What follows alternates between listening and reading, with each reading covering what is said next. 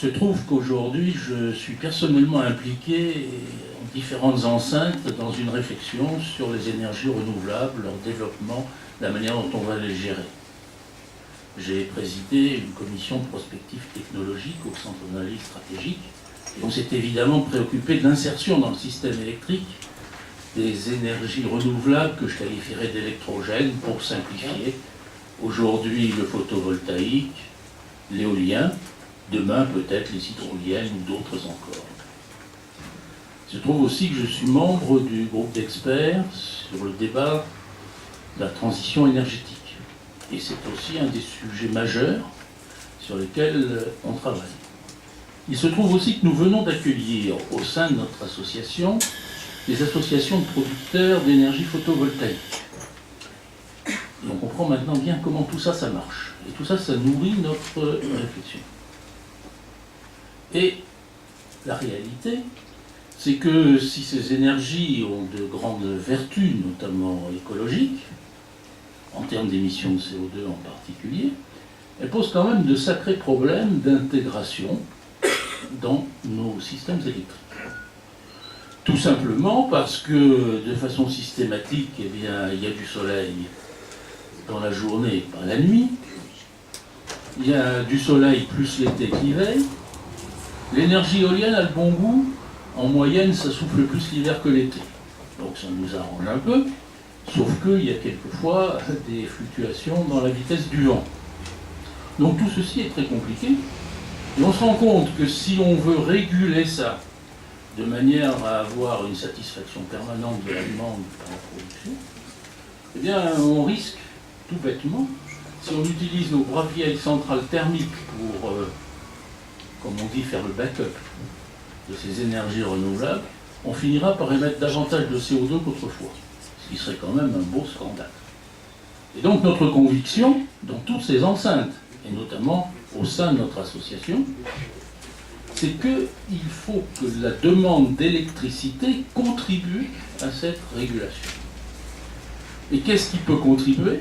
Eh bien, en fait, il y a des usages de l'électricité qui sont le chauffage des locaux, le chauffage de l'eau, qui n'ont aucun inconvénient à être placés de façon intelligente dans la journée, en fonction des besoins de la régulation. Du moment qu'on donne l'énergie nécessaire, ça devient l'usager de voir rien. Alors, je vais prendre un exemple tout bête. Lorsque, dans un bloc d'immeubles, vous avez un centre commercial avec une grande surface de panneaux photovoltaïques, ou lorsque dans une maison individuelle, vous avez un panneau photovoltaïque sur le toit, ben, il est évident qu'en été, il vaut mieux chauffer l'eau pendant la journée plutôt que pendant la nuit où il n'y a pas de soleil. Donc il faut pouvoir déplacer la consommation du chauffe-eau pour la mettre dans la journée quand il y a du soleil. Par contre, lorsqu'on est en hiver, on a des problèmes de fourniture sur les jours ouvrables, sur les heures ouvrables. Et donc à ce moment-là, il faut mieux expédier le chauffage de l'eau pendant la nuit.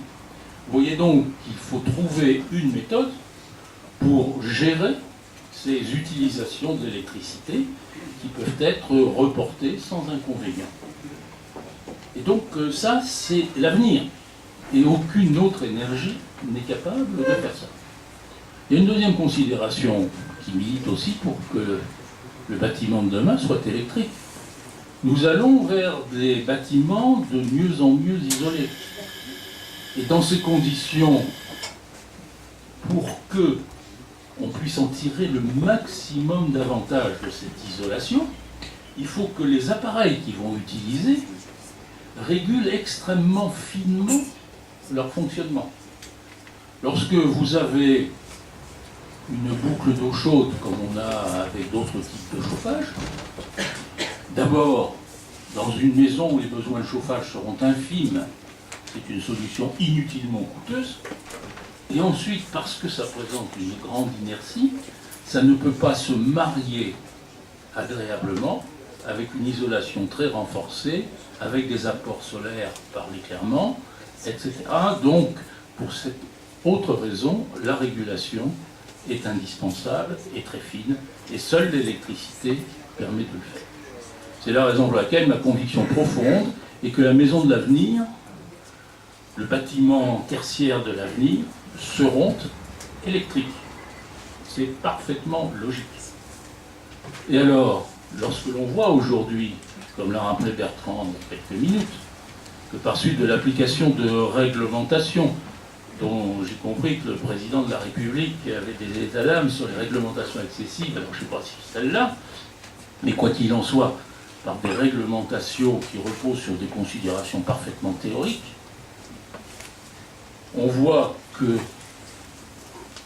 y a une chute énorme de l'utilisation de l'électricité dans la construction neuve. La question qu'on peut légitimement se poser, est-ce que nous sommes bien en train de préparer l'avenir ?